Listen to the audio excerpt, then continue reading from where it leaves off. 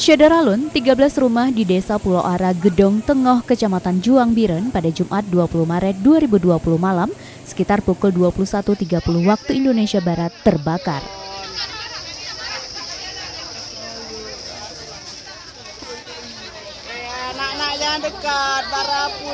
Rumah yang terbakar tersebut berkonstruksi papan dan semi permanen dengan jarak yang berdempetan. Beberapa warga lainnya yang rumahnya berdekatan dengan lokasi kebakaran terus berusaha menyelamatkan barang-barangnya. Data yang berhasil dihimpun serambinews.com hingga pukul 23.30 waktu Indonesia Barat, ada 13 rumah yang terbakar. Petugas pemadam berjibaku memadamkan api dan sisa-sisa bara api yang menghanguskan rumah di kawasan padat penduduk itu.